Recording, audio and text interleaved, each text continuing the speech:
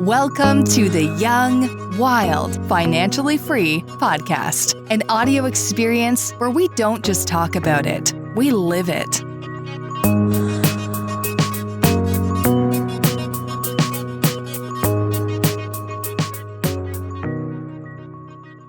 Hey everybody, welcome to the Young, Wild, Financially Free podcast. I'm one of your hosts, Andrew Roberts. I'm here with a co-host, Matthew Teifke. That's right.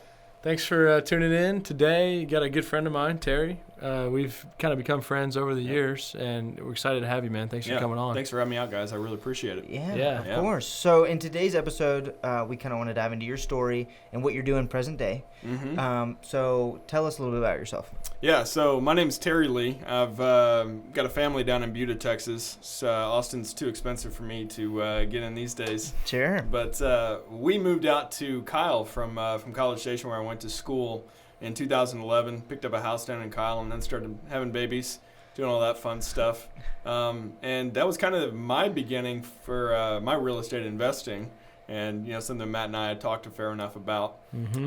But my family down in Buda, I, got a pretty useless degree from A&M in history. So that's not useless. This guy too. I had these ambitions to go be a professor, but then some of my favorite professors, they were kind of transients and working in like Southwest, Arkansas State University, and I didn't really see that for myself. So I went and got a great job at Enterprise Rent-A-Car, and I've got some awesome stories from that if you guys ever think about that. It's pretty much like the 13th grade, but I'm going to say like three of the guys from there were in my wedding and just, like brothers to me. That's cool. So really enjoyed that. That's kind of what brought me out here to Austin, and eventually allowed me to start my family.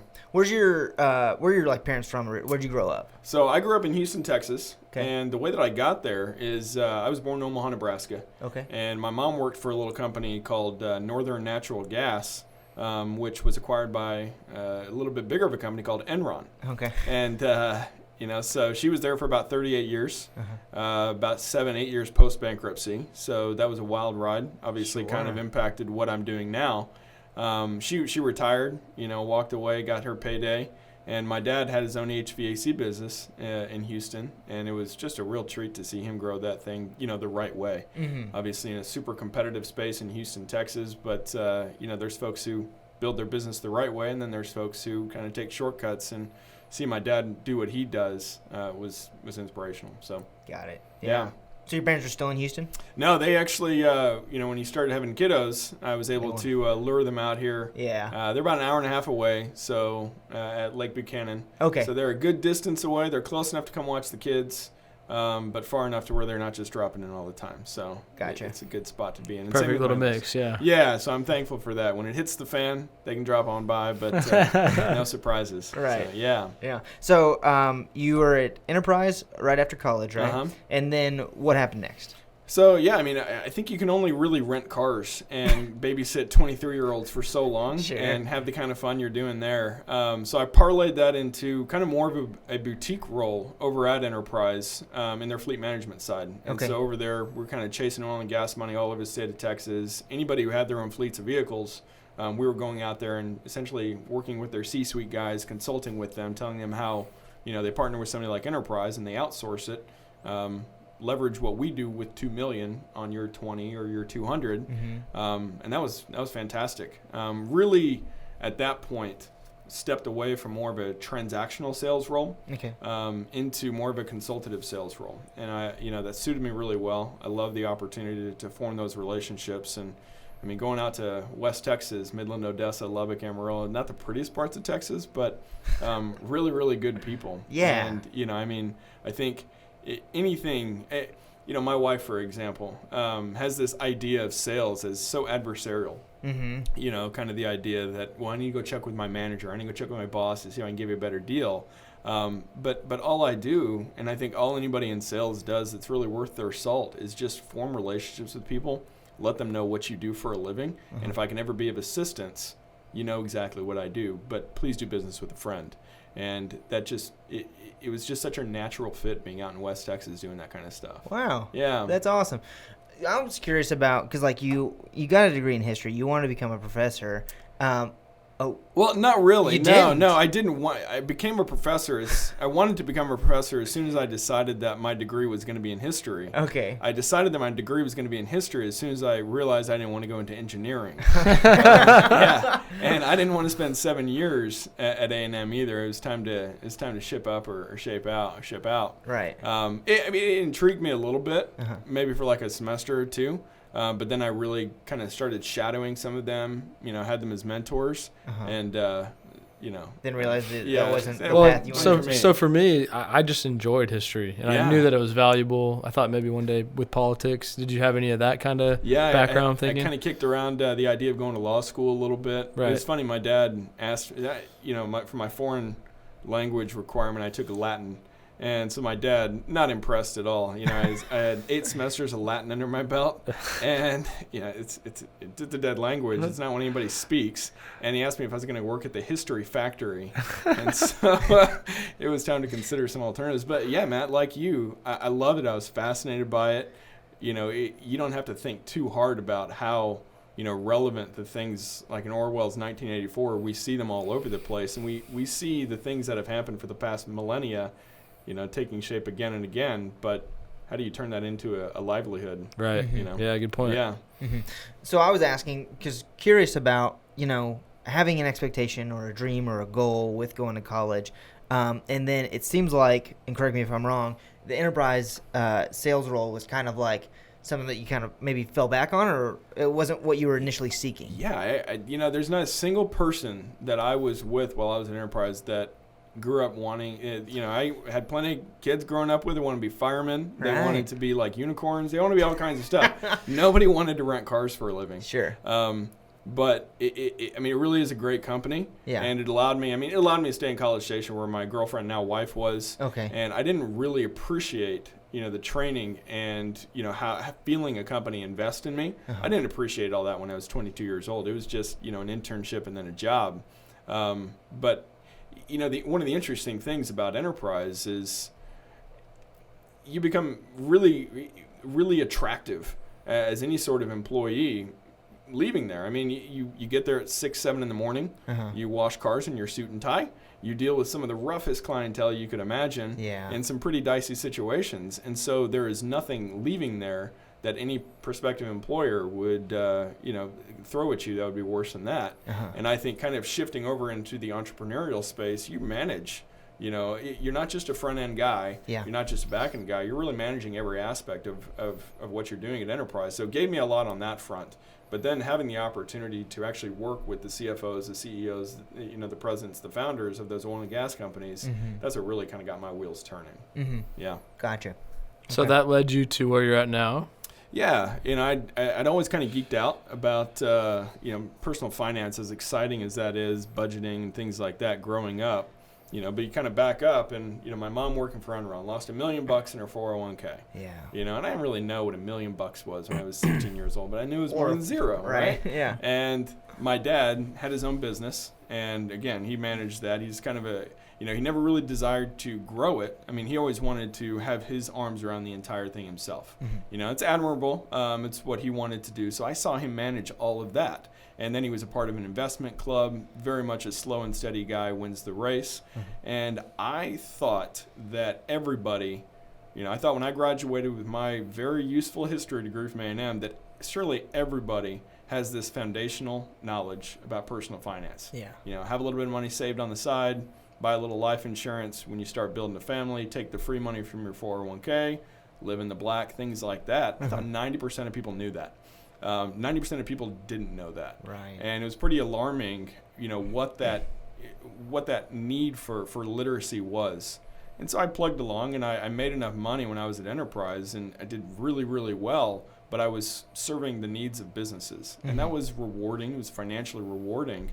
But I kind of, people kept asking for advice, on the personal finance side. Sure. And they were answers that I was able to get. And, just because I wasn't able to turn my, love of World War II into a career, I was able to, turn, that advice into a career. And I can't imagine doing any more rewarding than that. Yeah. So that's a big deal with your mom losing the $1 million.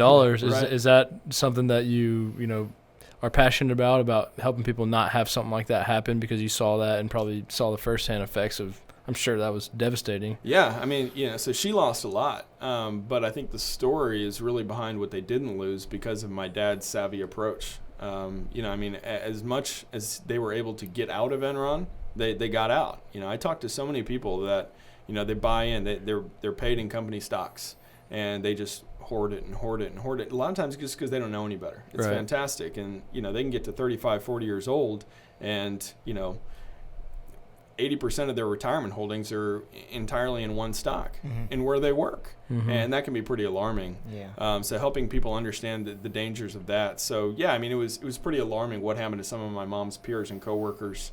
Really, really sad stories in a lot of cases shortly thereafter. I mean, we're talking about people knocking on the door of retirement, sending their kids to school, and it's all gone. And was that overnight type deal? Yeah, I mean, they went from $150 a share to cents. Right. Yeah, just like that. I mean, it was amazing. It was actually a really, really good documentary on Netflix. I saw it. Yeah, it's amazing. They're out like riding dirt bikes and doing all these wild things. Yeah, pump and dump, man. Yeah. It was pretty impressive what they did. But what's the name of that the smartest guys in the room.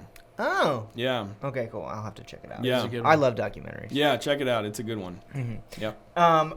Quick interruption. So speaking of personal finance and people losing money, this reminds me of when people get their credit damaged pretty bad. And this show is brought to you by, it's actually a sponsored show. So Texas Best Credit Repair is sponsoring this show. And they are actually a real estate focused credit repair. So we've had the owner, Sam Nakin, on the podcast before, and he talked about getting people who have bad credit to good credit, and then even people like Matt who have good credit, get them to great credit, so you can save tons of money on loans and stuff like that, which is pretty awesome. And they do like free analysis and free quotes at their website, texasbestcreditrepair.com. I think that's fantastic. I don't want to be a broker. I don't want to be a stock guy. I want to be a strategist for folks. And I want to know when people are talking about making considerable investments, as soon as they think they know, so they can go work with folks like credit repairers and credit specialists to get an idea.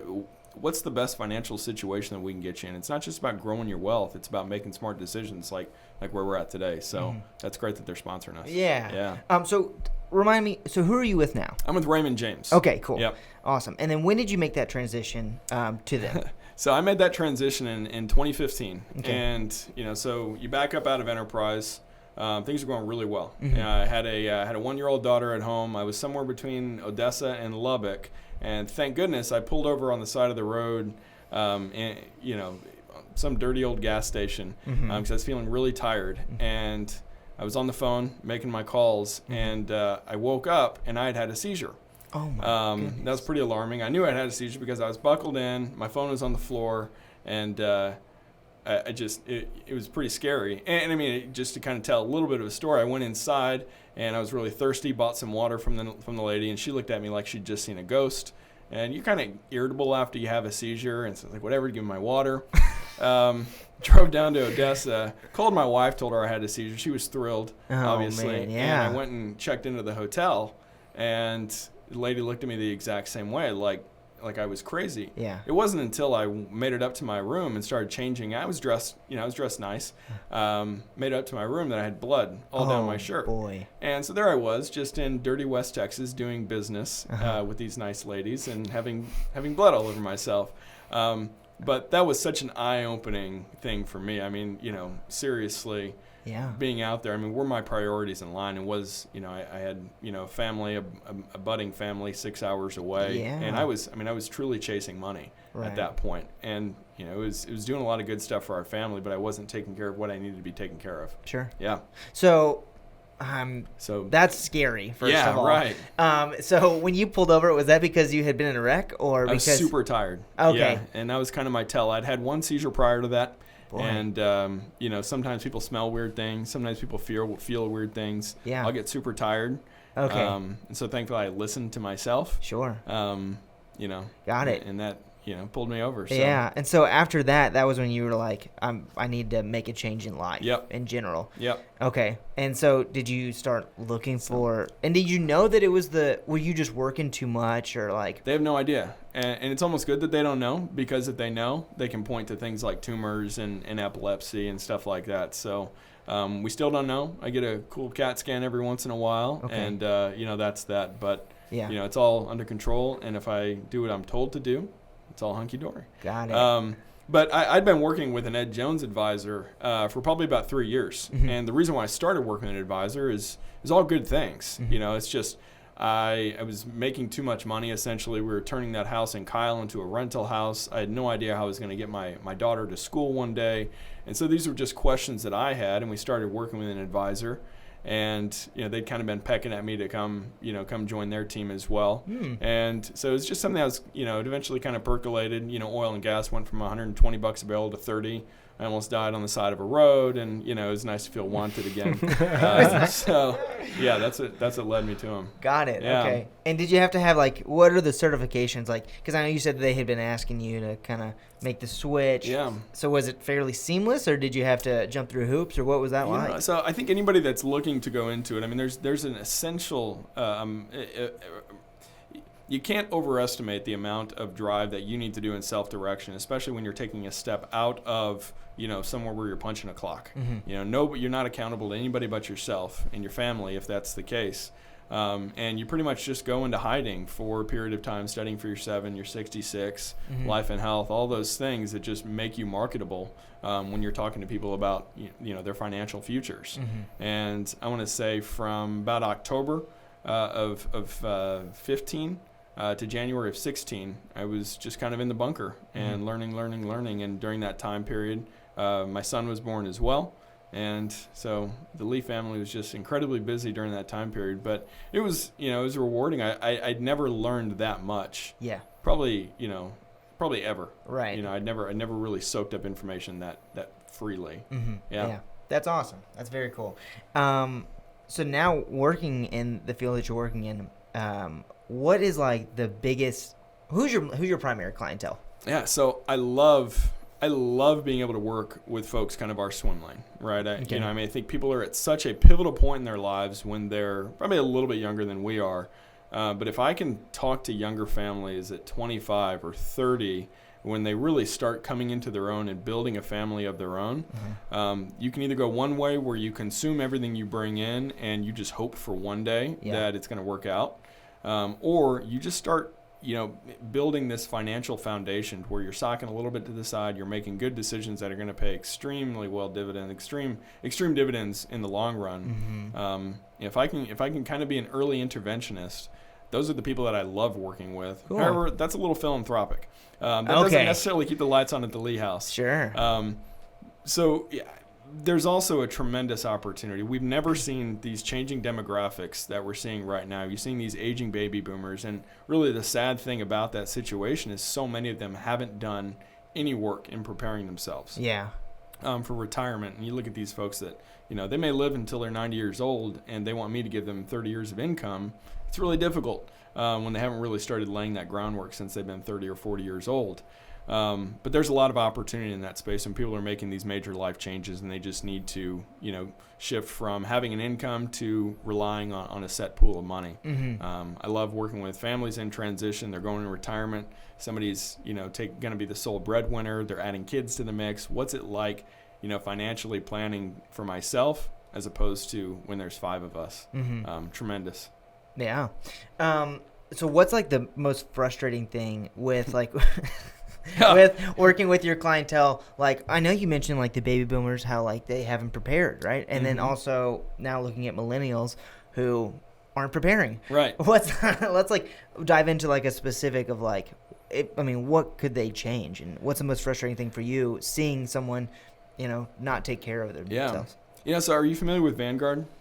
I'm not. Should I be? Vanguard, they're kind of the king of the index fund, super low cost investing. Got it. Okay. Yes. Yeah, and they're they're not an adversary of mine. They're just not huge into the planning space, but they're really, really big into the very low cost, invest into the larger market as a whole. And that's where all my money was for the longest time. My dad's a Vanguard guy. I'm a big believer in their model. They put out a white paper a few years ago talking about the value of an advisor. And they say that an advisor is probably worth about 3.9% on an overall portfolio. That's just a number. That's kind of cool. Yeah. They said that the coaching that you'll receive from an advisor accounts for about 3.1% of that. And to answer your question, I think it's holding the hand of every single person that wants to do the wrong thing. Because right now, what's happening in the market right now? We're seeing we're on the edge of potentially a recession right now, and it's just putting my arms around my clients and telling them we're not going to do anything right now. Like, Matt, don't sell. I know you're scared. I know you're scared right now. It's tough times. We're not going to sell. We're not going to jump off right now. Yeah. But that's what people want to do. They want to, they go to a party and they hear their buddies talking about Amazon or this, that, and the other. Right. I need to go get in on that. Well, go buy high. Go sell low. That's the hardest thing to get people to avoid doing is just not making those types of basic financial mistakes. Yeah. I love this quote from, I think it was Warren Buffett, but he said it's stock market's a way to transfer money from the patient or from the impatient to the patient. Yeah, I think that's fantastic. Yeah. And he also said that his favorite holding period is forever. Right. Buy things that you believe in and just ride it out. Right. And I think if you lean on somebody else that is objective, third party, and you just have a conversation, because every investment and every decision, every tool that fits into that financial plan is part of a plan, and it has that butterfly effect. So how can we make sure that every decision that we make doesn't affect this thing that's over here or 30 years down the line? Let's just be patient. Right. Yeah. And it's interesting because when you're talking about the stock market, psychology comes into play versus real estate, not so much.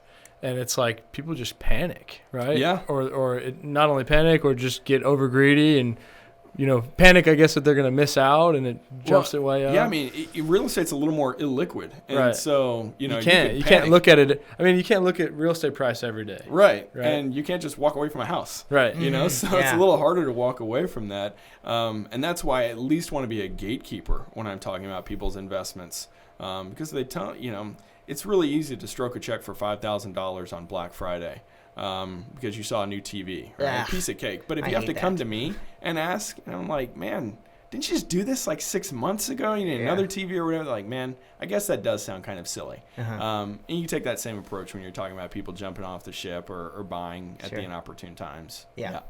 So I'm guessing that your parents kind of raised you to be frugal a little bit, maybe? Yeah, I'm pretty tight. Tight, I feel like tight's not a negative connotation to it. Yeah. It's like, yep. But I think every marriage has got that kind of that yin and that yin and yang, and I'm definitely the frugal entity of ours. Right. But I think everybody just needs to operate off of this pretty basic budget. But as an advisor, as a planner, I never want to be kind of the wet blanket on anybody's parade. Yeah. I never want to tell, but I think that's a big reason why people are afraid to talk to me is, kind of like talking to the IRS. Like, this guy's going to tell me what I have to do now. Not at all. It's funny when people, I've heard this is a very butchered quote, but like when people ask you for advice, they're just asking you to tell them what they want to hear. Yeah, people love to have their beliefs. Right, yeah. So when it comes to you, it's like you said, people are kind of afraid to come to you and ask you for advice, and that's kind of why, because they know that you're going to tell them like to be patient and to not spend the $500 or $5,000 on Black Friday. Yeah, absolutely. Well, and I think if you're in any sort of client-facing role, if I tell you something, you're going to be skeptical. But if I can just ask the line of questioning and just understand you so deeply that you come to believe what I was wanting you to believe in the first place, then it's the truth. So I can't just say, Matt, you've got a bad spending habit. But if I ask you the line of questioning and saying, but you wanted this last month, but you noticed that you couldn't afford that, why is that? You're like, well, because I have a spending. I've got a bad right, yeah. Right? Yeah. And so it's just a line of questioning. You tell me that you want to retire by 55, but you're not willing to invest. I'm not going to tell you have to. I'm going to tell you you're responsible for your goals and your dreams. Right. How are you going to do that? You're going to ask them that question. Absolutely. Yeah. And then I avoid having to be a party pooper. Yeah. No one likes a party pooper. Don't poop at the party. So I know that for a different, like an analogy, I guess, a lot of times therapists go to another therapist. Mm-hmm. Is that the same thing, or are you feel like you've got, like, do you need an outside perspective? I don't know at all.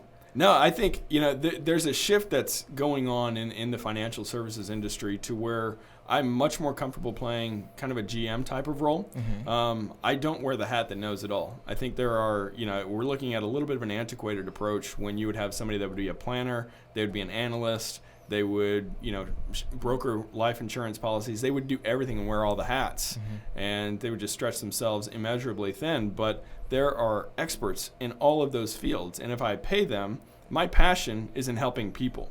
Mm-hmm. Right? I mean, that's what I want to do. Somebody took a chance on me and my family, and it was life-changing for us. And if I'm meeting people on a daily basis and I'm not sitting in front of, Thomson Reuters and, looking at the inverted yield curve and exciting things like that, and I'm actually making a difference in people's lives and I'm outsourcing information, it's a better use of my time. My clients are getting a deeper understanding because they're working with subject matter experts. Yeah. But if I'm asking the right questions, I know which people to bring in. Mm-hmm. And it's not just about, bringing folks in that are directly have their hands into personal finance. You guys are all over personal finance as well. If I'm asking the right questions, I have the opportunity to introduce my clients to you guys. Mm-hmm. I've got the opportunity to introduce my clients to my favorite mechanic in Buda, Texas, if I'm asking the right questions, mm-hmm. right? And I think there's just so much value in outsourcing the information that my clients need to hear. Yeah, that's really cool. That's awesome. I really like that a lot. I was just kind of random point, but it made me think about, I've had a lot of people in the last 2 weeks say, hey, Matt, I want to buy a 15 to 20 unit apartment. And I start asking them questions like, hey, what about this? What do you like about it? And then I start showing them what buying an apartment looks like in Austin. And they're like, actually, I don't want to buy an apartment, mm-hmm. because it's this is what I tell them. And you're looking at these deals and it might be $20,000 a month in income from rent, but your debt's going to be $18,500. Yeah. And they don't realize, they think it's $5,000 a month in my pocket, but it's no, you're kind of breaking even right now. Yeah. And so it just made me think asking those questions to get down to what are you really looking for? So I'll tell them all the time, and that's what I do. I'm like, I don't think, have you thought about hard money? Have you thought about doing this? Because if your goal is cash flow, then it's not going to probably be multifamily in Austin. Right. Well, and I would say anything what you guys do, there's a level of expertise that's required. And, you want to be tactful when you ask people those questions. You don't want to dress them down, but you want to make sure that they've done their due diligence. Right. And so it's just, tell me more. That's really interesting. That was one of my first big projects. What do you know about this? What do you know about that? And then you never have to be the guy that says, you don't know what you're talking about. You never want to, you never want to be dismissive or disrespectful, but you do want to take care of people who come to you with a need. Right. And you don't want to just be an executor of that deal. You want to make sure that they're in good shape when they walk away. I did have to tell someone the other day, though. She's trying to buy a duplex. She's like, I want a duplex under $200,000. I was like, That's not gonna. It's not gonna happen. Yeah, I should have tell him. Yeah. Check the suburbs of Cleveland. I saw some good deals up there. Single family's hard under 200. Right. Yeah. But that's a really good point. If I'm talking to those folks that are 25 years old, and hindsight's always 20/20. I wish that the young Lee family would have had the foresight to go out and buy a duplex in Kyle, Texas, and started my real estate story when I was 26 years old. Mm-hmm.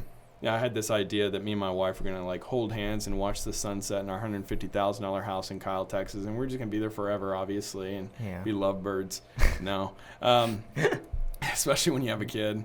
But, that's another big reason why I just wish that I could, intervene early with folks. Time is the most valuable thing that we have. Right. And just to kind of go back, just that line of questioning is so valuable. Right. Mm-hmm. Yeah, for sure.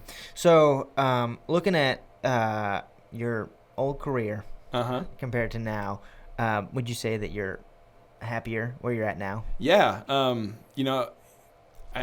You kind of make that transition. I was making more money at 29 with a liberal arts degree, and it was absurd. I thought that I'd arrived. Mm-hmm. But I never really realized how unfulfilling that was until I started doing what I was doing. And I don't mean to say that everybody who's doing that is unfulfilled. I'm just talking about for myself personally. Yeah, for so sure. am I happier? Absolutely. Are finances a little bit tighter for the time being? Absolutely. But I've got 3 kids, and since I started doing what I've been doing, I haven't missed a Thanksgiving party. I haven't missed a sick day. I've been a part of my kids' lives, and I've been present in that regard. So it's so fulfilling in that regard. But it was about 3 months in to being an advisor, and I thought that I was just, kind of geeking out on these things, telling people what an IRA was, and exciting stuff like that. But I set up a meeting, and at the end of it, there's a husband and a wife, and the wife gave me a hug, and this was just, like a very basic kind of fact-finding mission. Mm-hmm. But all the way, when you're doing those types of things, you're educating just by virtue of having that conversation. She stood up from that conversation. She gave me a hug, and I didn't know her an hour ago, Mm-hmm. and it was so valuable to her just to get to speed on that because this financial issues are just such an underpinning of so many problems with families, and I just see we didn't fix their problems, but we uncovered them, and I told them that we could solve them. Yeah. And I think all of us have the opportunity to do that for people, just, whatever your particular calling is. So that's a great point, man. Yeah. Education's huge, and these aren't things that you learn in school, which is super frustrating. Yeah. Right? Like, why didn't we learn? I don't really know what we learned in high school. Yeah, definitely not that. And these things are valuable. And Right. we went to high school like a couple years ago and talked about real estate, and no one really cared. We might have hit 2 or 3 people. Right. But I'm super passionate. I'm like, guys, you guys have to start thinking about this. No matter what, you're going to be paying someone's rent, or you're going to have someone pay yours. But this is really important. Mm-hmm. And it's just not, for whatever reason, society, the way when you start growing up, it's not painted a picture for you unless your parents are in it. And my parents were in business, but they didn't really teach me about, starting an LLC and taxes and doing all this stuff, and we're figuring it out as we go. Yeah. But it's just education, so valuable. Yeah, there's just this huge need for literacy in everything we do. I mean, I'm obviously hyper-focused in what I do, but you guys are unlocking the opportunity in what you guys do every single day. Mm-hmm. Just imagine how much more impactful and powerful you guys would be if you guys got, 40 hours of information, in your early 20s on this. Yeah. Unbelievable. Right. But what can we do about that? You guys tried to go to high school and speak. I really geeked out when a client of mine, he's a teacher down in New Braunfels, invited me to come speak to a bunch of seniors, and I think it was just got an opportunity for them to jack around on their phones. Right, exactly. That's what I'm saying. That's frustrating. You're like, guys, it's important. I know things. Right, they didn't care. Right? Yeah. So, you mentioned before that you're invested in real estate. Let's dive into that. Minimally, yeah. Okay, cool. I'd like to go Better more than most. into it. Yeah, better than most. But I love the way my story started with a nice little USDA loan All on right. my first house. Me too. Yeah. Yeah, that's awesome. So Yeah. So, and I'm cash flowing on a house that I put no money down on, so that's great. pretty cool. Yeah. But yeah, that was it. It was honestly born of the idea that I kind of freaked out about selling a house and making the stars align between a sell and a buy. And, our income was such that, in savings was such that we didn't need the equity from the house that we were walking away from. Okay. And just all the other opportunity that afforded us is fantastic. Mm-hmm. From a tax standpoint, I've got a house 5 minutes away with $100,000 into it. Mm-hmm. And, when you've got 3 kids, that's a pretty nice little emergency fund. Granted, it's not as liquid as what's in there, but with the growth that I see on something that, it's kind of a net for me. Mm-hmm. It's a great feeling. Now, I'd like to, I've talked to Matt before about it. It just everybody I talk to says don't sell it. Yeah. Don't ever sell it. Don't touch it. But, my mom worked for Enron. I preach diversify all day long. And so I would love to turn that into 1 to 2 to 4 doors, what have you. But it just doesn't seem that the climate really lends itself to that right now. Okay. Which is frustrating for me. It eats at me a little bit, but yeah. So my first thought, I'm curious what you think, but I feel like you should refinance that. That was my the climate of I don't know if your rate's going to be lower. Probably would be. Hold that money. You don't have to go spend it, but I guess it depends on if you still can cash flow. Right. So have you thought about that? No. So I've asked a few times about it, and the guys over at Guild Mortgage who I've worked with on the past. Yeah. And it's been about 1.5 years since I've asked, and obviously we're in a much more favorable rate environment right now. So it's definitely something you should check into that, because you pull some of that money out and just sit on it and wait till the time is right. Yeah, because when you got 3 kids and you're building a business, absolutely. Kids are very expensive. I'll just put that plug in right now. I'm probably I'm gonna start learning that soon. Yeah. But worth it. Absolutely. Yeah, sometimes. Yeah, we gotta say that too. Yeah, we gotta plug that. But Matt, that's a really good idea, and that's just, again, that's just lends itself to the value of having people. It's not always about doing business with your network, and this is a little bit tangential, obviously, but so many people go into every encounter with somebody and they look to do business with them. Yeah. But I'm not shy. I'm glad you bring that up, man. Yeah. I'm not shy about telling, even if Matt really wants to do business with me today and he just, I don't know, he thinks I'm some sort of genius, I'm not shy about telling him that you're worth so much more to me as an advocate than a client. Right. Just because your network is powerful. But the only way that I'm going to make an advocate of you is just if I make you a fantastic client. Right. But I'm, even if somebody is working with an advisor they've had for 20 or 30 years, tell me what they're doing for you. I think that's fantastic. You know, what have they done for you that's just, really given, that allows them to have an A+ from you. But I just wish more people were interested in, building their network organically. And Matt, that's something I've respected so much from the get-go.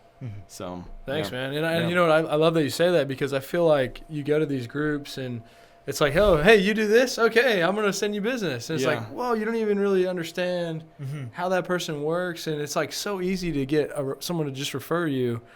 So you're the opposite of that, right? You're like, I want to find out more about what you do.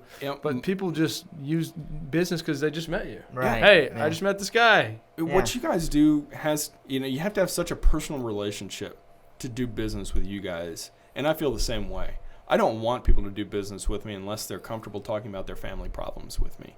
Because at some point, things are going to come up. And I need you to be full disclosure with me. Otherwise, I can't paint you a picture if you give me like 2 crayons. Yeah. It's really, really difficult. That's a good point, man. So we talk about, from the property management side, you date your realtor, you marry your property manager. Yeah, I think that's a great point. Right. Yeah.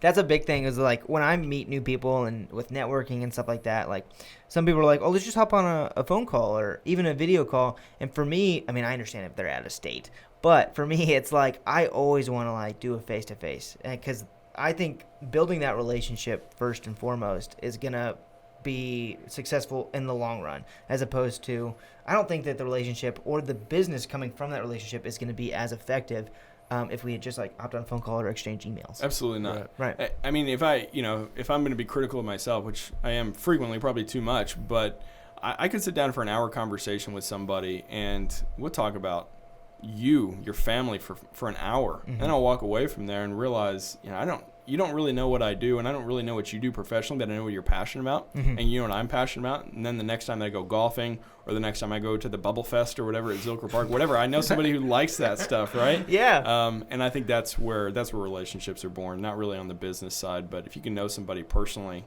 right, they'll come to you. Yeah, absolutely. Yeah. 100%. So it sounds like you really love what you do. You said, you're passionate about people and building relationships.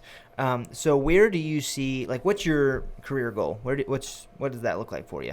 So I've heard it said a number of times that, advisors are at the outset, they're the most overworked and underpaid folks in the entire world. Oh, wow. And I believe it. I do too, just from seeing it on the outskirts. I mean, I've seen a lot of people doing it. I'm like, man, these guys are hustling. Yeah. You drive a lot, right? Are you going to other cities? Yeah. So I was, like I said, I was born in Houston, and then it seems like all my friends from A&M moved up to Dallas. Okay. And so then I was going out to West Texas for a while. So I kind of have four locations that I serve, which is kind of cool. That's normal, right? Yeah. A lot of these guys drive all the time. Yeah, and I enjoy it. So just hustling from that standpoint. But they say the later you get into it, you're extremely overpaid and underworked. And it's not my ambition to not work. It's my ambition to work very easily. Yeah. And that I can just say, Matt, you've been a client of mine for 20 years. Fantastic. Hey, I'm going golfing on Friday. Bring 2 buddies. I'd like 2 more clients. Right. Yeah. Right. I think if you have that type of relationship with people, that's obviously my goal. But, do I really want to have an entire floor at the Chase Tower downtown? No. I'd love a cute little shop in downtown Buda. And just when people are in town, I mean, that, Terry Lee or whatever it is that I'm with, to that ultimately be what, what they associate with doing, planning in Buda. Got it. Yeah. Yeah. Very cool. So the overall goal is you're helping people with their finances, Love right? it. Yep. Long-term planning, current planning, just overall strategy. And I think it has to be in a holistic plan, right? I think it's not about a specific product. It's not about representing a stock. It's not about representing a product or a line of products. I think it's just about, desiring to have a plan for somebody. Mm-hmm. And it's frustrating because there are a lot of people who call themselves advisors and planners, but they're very single focused and having they've got, when everything, and all you have is a hammer, everything's a nail. Mm-hmm. And so they've got their one screw that they'll give to you no matter what your problem is. Those are customers. I want clients. Right. Right. Yep. Yeah. So for the listeners, how can they find out more about you? So you can go to raymondjames.com/Terry Lee, okay. Or just shoot me an email at terry.lee@raymondjames.com. Okay, cool. One more question for you. Piece of advice for young entrepreneurs, just getting started or, been in it for a while, like maybe something that you tell yourself or that you're learning, like what's really important? Yeah, so I was anticipating that question, so I'm glad you asked me. All right. I think a lot of entrepreneurs, I think it's appealing to them to come into this space because they think that they're really working for themselves. But having made that change, I feel like I've never had to be accountable to more people than I am now. And just such a change in my dealings with people took place when I realized that I'm working for everybody and I am always on. Not always on in the sense that I'm selling, but that I am taking care of everybody. I'm accountable to you. I'm accountable to everybody. And if you're just always on and building your brand and hyper-focused on what it is that you're saying, doing, representing, I think you'll see so much personal development from that, which will obviously result in what you want to do. That's great. I love that. Love it too. Yeah. Once again, this podcast is provided by Texas Best Credit Repair. You can find them at texasbestcreditrepair.com. Terry, thank you so much for being on the podcast. Thank you, guys. It was a joy to talk to you. You're a good family guy with a good heart, and we'll send you as much business as we can because I sure appreciate we've had it face-to-face now. Yeah. So now we're best friends. Exactly. Hey, I really appreciate it, Thanks, guys. man. Thank you so much. Yeah. Appreciate it. Signing off, guys. We'll see you guys later.